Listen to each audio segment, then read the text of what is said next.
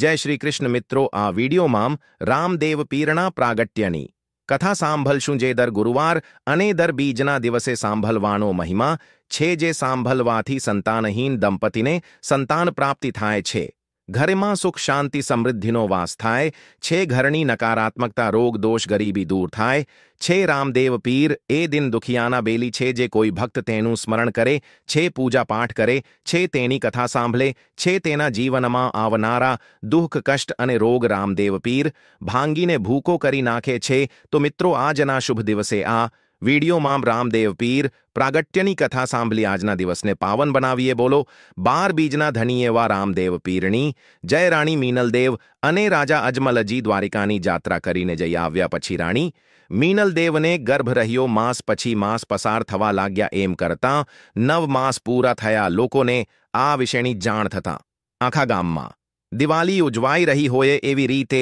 ઘેર ઘેર દીવા પ્રગટ્યા. રાજા રાણીનું તો જાણે ભાગ્ય ચમકી ઉઠ્યું. રાણીના ઘેરે પુત્ર અવતર્યો. જોશીઓ આવ્યા. શાસ્ત્ર પ્રમાણે બધી વિધિ કરવામાં આવી. પુત્રનું નામ પાડવામાં આવ્યું વિરમદેવ, અને તેને પારણામાં પોઢાડ્યો. સ્ત્રીઓએ ભેગી મળીને વિરમદેવનું પારણું ઝુલાવ્યું અને હાલરડા ગાયા. શ્રી રણછોડજીને કાને એ હાલરડા સંભળાયા, એટલે એણે આપેલા વચન પ્રમાણે પોતે પુત્ર થઈને અજમલજીને ઘેર જવા તૈયાર થયા. રણછોડજી તો બાલક બની અજમલજીને ઘેર પધાર્યા અને વિરમદેવ સાથે પારણામાં સૂતા. પારણામાં પોતાના બાલક પાસે એક 5 વર્ષ જેઠલા મોટા બાલકને સૂતેલો જોઈ રાણી તો ચમકી ગયા. તેઓ વિચારમાં પડી ગયા. તેમના મનમાં અનેક પ્રકારના વહેમ આવવા લાગ્યા. એટલે તરત જ નોકરને મોકલી દરબારમાંથી રાજાજીને બોલાવી મંગાવ્યા. અજમલજીએ આવીને પારણામાં જોતા રણછોડજીએ આપેલું વચન યાદ આવ્યું, એટલે બધી વાત સમજી ગયા. પણ આ વાત તેમણે રાણીને કરી ન હતી, એટલે તેને શાંત પાડી અને સમજાવ્યા કે મને આપેલા વરદાન પ્રમાણે સાક્ષાત રણછોડરાય આપણા બાલક થઈને આપણા ઘરે પધાર્યા છે, માટે તેમને પગે લાગો. આ પછી બંને બાલકને પ્રણામ કર્યા. પછી રાજાજી બોલ્યા કે અહીં શું જોઈ રહ્યા છો? બહાર તો જુઓ, ઘરમાં તો જુઓ. એમના પગલાંથી કેવી લીલા લહેર આપણા ઘરમાં થઈ ગઈ છે. ચારેય બાજુ મીનલદે પોતાની દ્રષ્ટિ ફેરવી તો આંગણામાં રંગવેરંગી સાથિયા પુરાઈ ગયા હતા. ઘરમાં કંકુના કુમકુમ પગલાં પડી ગયા હતા. જ્યાં ત્યાં હીરા જવેરાતનો ચલકલાટ જણાતો હતો અને ખાલી દેગડીઓમાં છલોછલ તાજું દૂધ ભરાઈ ગયું હતું. મીનલ દેતા તો આ બધું જોઈ આભાજ બની ગયા. તેઓ બોલી ઉઠ્યા કે ધન્ય છે પ્રભુ, તમે અમારી ઘરે પધારી અમારો અવતાર સફળ કર્યો. એમ કહી ફરી પાછા પારણા પાસે ગયા, નમીને પગે લાગ્યા અને ઓવારણા લીધા. આખા પોકરણ ગામમાં વાયુ વેગે આ વાતની જાણ થતાં લોકો દર્શન કરવા આવવા લાગ્યા અને અજમલજીની ભક્તિના ઠેર ઠેર વખાણ થવા લાગ્યા. રાજાએ દીનદયાલ રણછોડરાયના નામકરણ સંસ્કારની વિધિ કરાવવા પોતાના ઘોર જોશીને બોલાવ્યા. જોશીએ ટીપણું પંચાક કાઢી ગણતરી કરી. પછી બોલ્યા કે બાલકનું નામ રામદેવ રાખજો, તે જગતમાં દેવ તરીકે પૂજાશે. અજમલજીને ઘેર રણછોડરાય રામદેવના નામથી પ્રસિદ્ધ થયા. એ દિવસે બ્રાહ્મણો અપંગો વગેરેને રાજાજીએ દાન કર્યા અને ઘેર ઘેર લોકોએ કંસારના જમણ કર્યા અને રાજમહેલ આગળ 33 વાજા વાગી રહ્યા. માહી શરણાઈ સાદ ઢોર ઢબુકે ધડુક તારે થયા. ભેરી ભૂગલોના નાદ એવા ટાણે દેવ સંગાઠે બાવે આવ્યા. બાલનાથ પર ખમામ કરી પારણે રે ચાલ્યા. મસ્તક મૂકી હાથ સારા સારા વસ્ત્ર આભૂષણોથી ગામણી સ્ત્રીઓ શણગારાઈ. હાથમાં ચોખા પુષ્પો લઈ પૂજા કરવા આવી અને હુલામણાના ગીતો ગાવા લાગી. વલી લાવેલી પધરામણીઓ પણ આપવા લાગી. પોકરણ ગામમાં રણછોડરાયજીના પગલાંથી આનંદ મંગલનો જાણે દરિયો લહેરાવા લાગ્યો. આવી રીતે રામદેવ અને વિરમદેવ લાડકોલમાં મોટા થવા લાગ્યા. એકવાર રોજના નિયમ મુજબ રાજા અજમલજી દરબાર ભરીને બેઠા હતા. ત્યામ તો ગામ આસપાસના લોકોનું એક ટોલું દરબાર પાસે આવીને બૂમો પાડવા લાગ્યું કે રાજાજી, અમારું રક્ષણ કરો, અમારું રક્ષણ કરો. આવો પોકાર સાંભળી રાજાજીએ પોતાના દરબારને કહ્યું કે તપાસ કરો કે દરબાર પાસે કોણ મદદ માંગી રહ્યું છે અને એમાંના કોઈ એક આગેવાને દરબારમાં આવવા માટે કહો. બહાર જઈ દરવાને રાજાજીની ઈચ્છા દર્શાવી. એટલે પોકારો કરનાર ટોલામાંનો એક આગેવાન દરબારમાં આવ્યો અને રાજાજીને નમસ્કાર કરીને એક બાજુએ ઊભો થઈ ગયો. રાજાજીએ પૂછ્યું કે તમે બધા શા માટે બૂમો પાડી રહ્યા હતા? શેનું રક્ષણ કરવાનું છે? શેની ફરિયાદ લઈને આવ્યા છો? તમને જે કામી દુહક હોય તે બાબત સાચે સાચી જણાવો. આગેવાને ભૈરવ રાક્ષસના ત્રાસ વિશે ફરિયાદ કરી આગેવાણની ફરિયાદ રાજાજીએ સાંભળી તોલી, પણ જાણે તેના હૈયામાં કટારી વાગી હોય એટલું દુહક થયું. થોડીવાર શાંત ચિત્ત રાખી તેમણે જવાબ આપ્યો કે તમે જરાય ગભરાશો નહીં. શ્રી ભગવાનની કૃપાથી તમારું દુહક મટી જશે. શ્રી રણછોડરાયજીનું સ્મરણ કરતા રહો, તે તમારી ભીડ ભાંગશે એમ દિલાસો આપ્યો અને 100 લોકો વિખરાઈ જતા બોલી ઉઠ્યા, રણછોડરાયની જય, રણછોડરાયની જય. આમ રણછોડરાયની જય બોલાવતા એ 100 શાંતિથી ચાલ્યા ગયા. આ બાજુ બાલક સમાજ રામદેવને ભૈરવ રાક્ષસની ફરિયાદની વાતની ખબર પડી અને તેમણે ભૈરવા દૈત્યનો કાંટો કાઢવા તેઓ ઈલાજ શોધવા મંડી ગયા.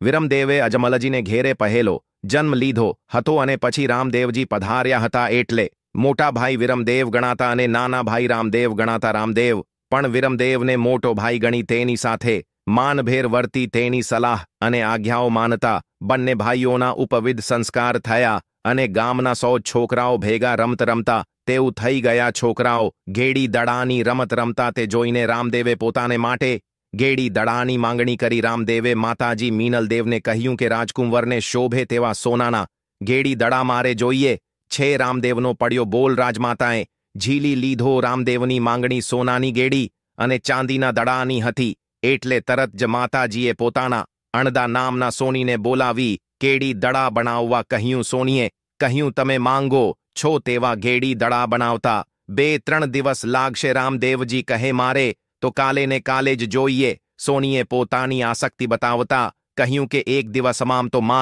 થી તે બની શકશે નહીં એમ કહી તે ચાલ્યો ગયો. રામદેવજીએ તેની વાત માની નહીં અને તે જ રાતે સોનીના ઘેર પહોંચી ગયા. ત્યાં જઈને જોયું તો સોનારણ કદરૂપી અને આંખે આંધળી હતી. રામદેવજીએ સોનારણના મોઢા પર પોતાનો હાથ ફેરવ્યો એટલે એની અંધાંખો સારી થઈ ગઈ. એટલું જ નહીં પણ તે કદરૂપી મટી રૂપવાન બની ગઈ.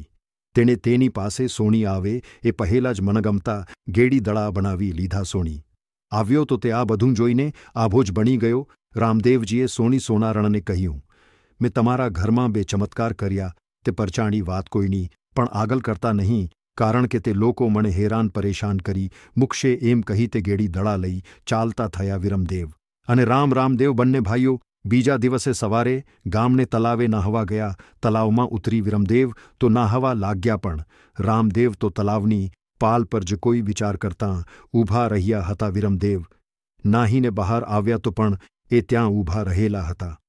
એટલે તેમણે વિરમદેવે પૂછ્યું કે હું નાહીને પરવાર્યો તો પણ હજી સુધી તમે અહીં જ ઊભા છો, તમે શું વિચાર કરી રહ્યા છો? રામદેવ કહે, મોટા ભાઈ, મારા મનમાં જે વિચાર આવ્યો છે તેને જો તમે ટેકો આપતા હોવ તો મારો વિચાર જણાવો. વિરમદેવ કહે, બોલો.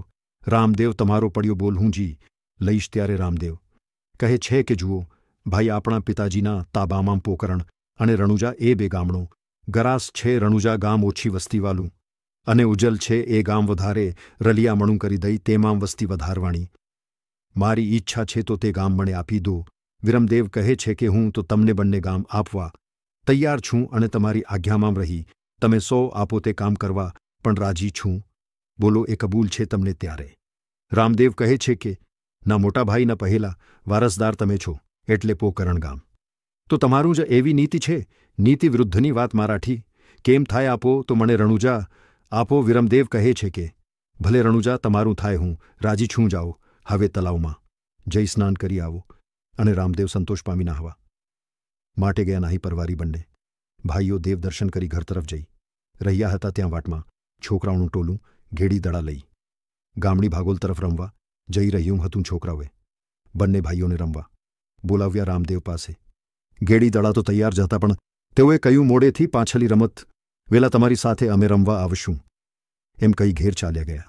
ગેડી દડા રમતની બહાને રામદેવે માતા મીનલદેવ પાસે રજા માંગી તેમને દૂર સુધી રમવા જવા દેવાનો માતાજીનો વિચાર ન હતો, કારણ કે રામદેવને આંખઠી અલગા કરવાનું તેમને મન થતું ન હતું.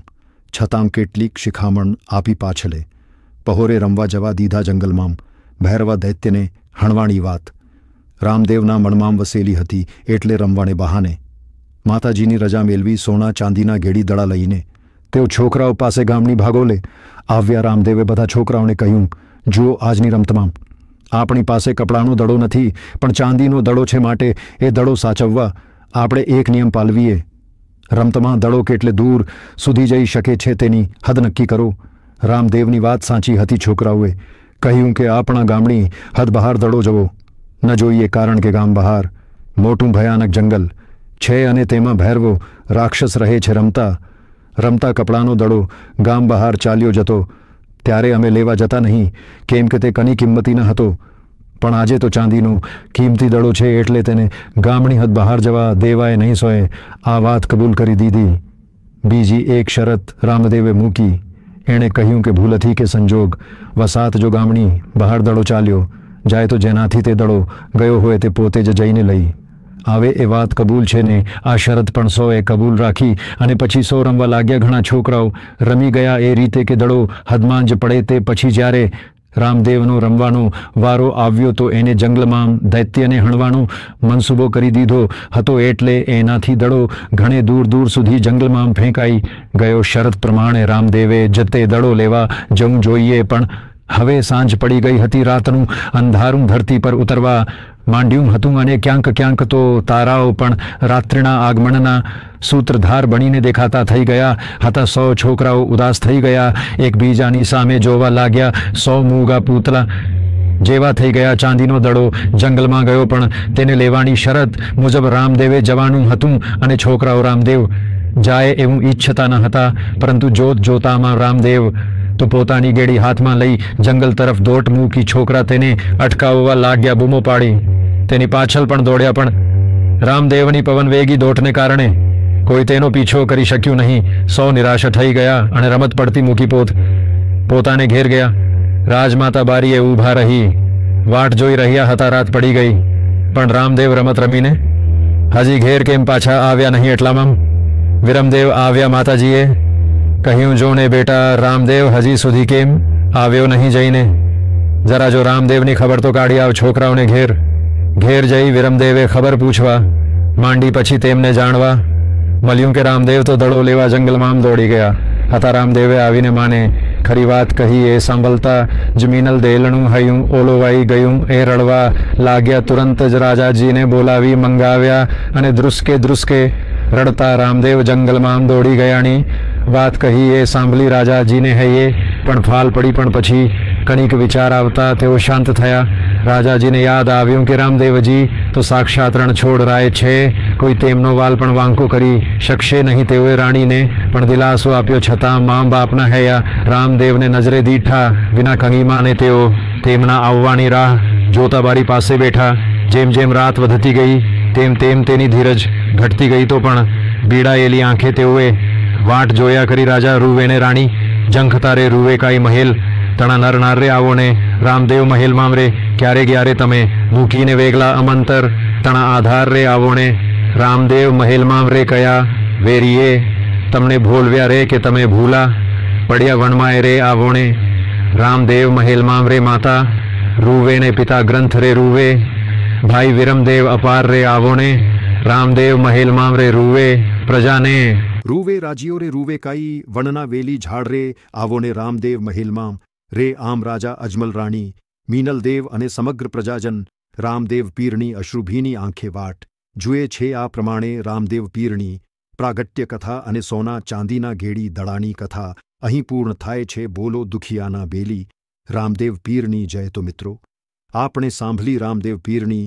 કથા. આ કથા ગુરુવાર કે બીજના દિવસે સાંભળવાથી રામદેવ પીરની કૃપાથી દુહક દરિદ્રતા રોગ કષ્ટ દૂર થઈ જીવનમાં સુખ શાંતિ નિરોગી જીવન અને સંતાન પ્રાપ્તિ થાય છે. રામદેવ પીરની કૃપા હંમેશા બની રહે છે. રામદેવ પીરે જ્યારે સમાધિ લીધી તે દિવસ હતો ગુરુવાર, ત્યારે તેમણે તેના ભક્તોને વચન આપ્યું છે કે ગુરુવાર અને બીજના દિવસે જે કોઈ ભક્ત મારી પૂજા અર્ચના કરશે, ઘરમાં ગૂગલ લોભાલના ધૂપ કરશે, તેના ઘરમાં હું ધૂપના ધુમાડે હાજર થઈશ. તેના મનોકામના હું પૂર્ણ કરીશ. તેના ઘરમાં કોઈ કષ્ટ નહીં આવવા દઉં.